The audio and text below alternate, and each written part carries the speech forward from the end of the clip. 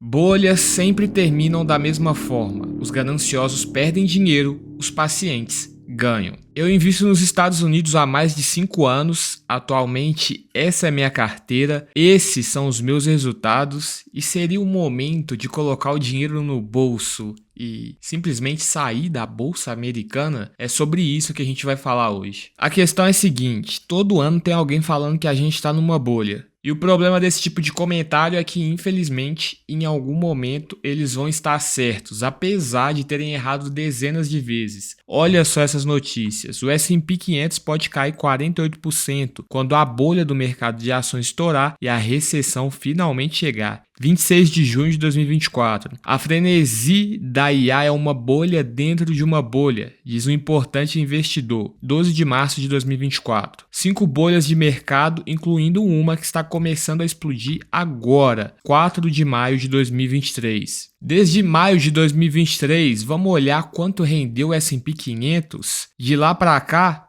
o S&P 500 rendeu aí mais de 46%, ou seja, mais dinheiro foi perdido tentando prever crises do que de fato em crises. E quanto eu já ganhei nesse período?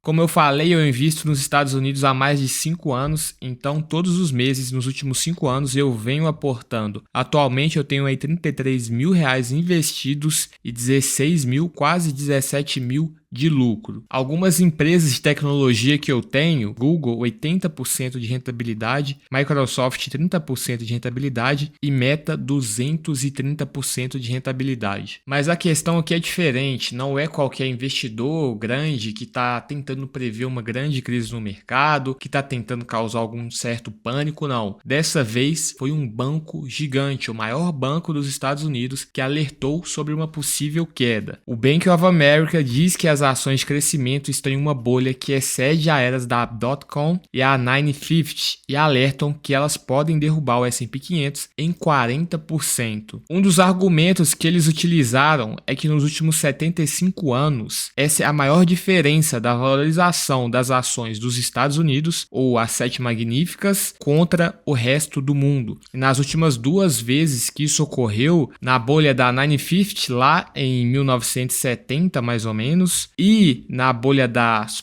.com, na época de 2000, a gente teve uma queda gigantesca. Na bolha da 950, a gente teve aí praticamente 20 anos em que a bolsa caiu. E na bolha da internet, a bolha da .com, a gente teve aí 10 anos de dinheiro morto, praticamente sem nenhuma valorização. E atualmente a gente está num nível histórico. Nunca antes a gente teve uma diferença entre a valorização das ações do resto do mundo contra as 7 magníficas, as 7 maiores empresas do S&P 500. Outro argumento que eles utilizam é a concentração das 5 maiores posições do S&P 500 em relação ao restante das empresas. Novamente, atualmente a gente tem aí 26%, que é um recorde. Das últimas 4 vezes que isso ocorreu, lá na bolha da .com em 2000, a gente teve uma crise depois. Novamente, em 2008, a gente teve uma crise depois. Em 2012, a gente teve uma crise. Em 2020, a gente teve uma crise. E atualmente, a gente aí tem uma nova concentração, um novo recorde de concentração que está atualmente em 26%. Então, contra fatos, não há argumentos. A gente pode ver que com base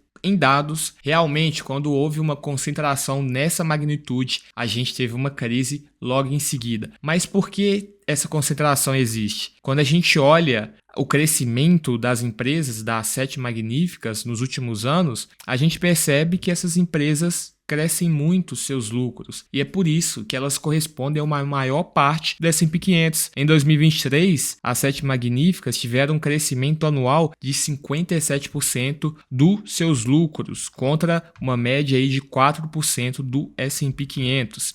Nos próximos anos, a tendência é que isso continue: 37% das 7 magníficas contra 6% do S&P 500, 19% contra 11%. Mas a questão é a seguinte: como que eu estou protegendo meu dinheiro para uma possível crise, já que a gente não pode prever o futuro? Depois que a crise passa, é fácil olhar lá para 2000 e falar que uma crise ocorreu por causa que as ações estavam concentradas, ou lá em 2008. Depois da crise é fácil, mas E antes dela? E agora? O que eu estou fazendo? O primeiro passo é investir em empresas boas, como eu falei, Microsoft, Google, Salesforce, Palo Alto, Meta. Todas essas são empresas que têm poder de barganha, que têm vantagens competitivas, que são líderes em seus setores. Então, o principal ponto aqui é investir em empresas com qualidades, empresas que geram lucros no presente e no futuro. Mas é claro que isso não é tudo. Se você investir em uma empresa magnífica, em uma empresa muito boa, mas pagar um valor muito